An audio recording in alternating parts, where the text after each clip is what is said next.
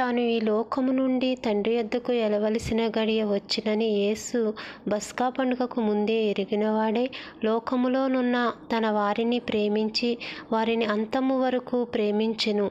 వారు భోజనము చేయుచుండగా ఆయనను అప్పగింపవలనని సీమోను కుమారుడగు ఇస్కరియోతు యూద హృదయములో అపవాది అంతకుముందు ఆలోచన పుట్టించి ఉండెను గనుక తండ్రి తన చేతికి సమస్తను అప్పగించునని తాను దేవుని యొద్ద నుండి బయలుదేరి వచ్చిననియు దేవుని యొద్దకు వెళ్ళవలసి ఉన్నదనియు యేసు ఎరిగి భోజన భక్తిలో నుండి లేచి తన పై వస్త్రము అవతల పెట్టివేసి ఒక తువాలు తీసుకుని నడుమునకు కట్టుకొనెను.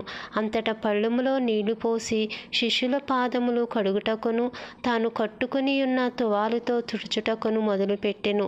ఇట్లు చేయుచు ఆయన సీమోను పేతురునొద్దకు వచ్చినప్పుడు అతడు, ప్రభువా, నీవు నా పాదములు కడుగుదువా అని ఆయన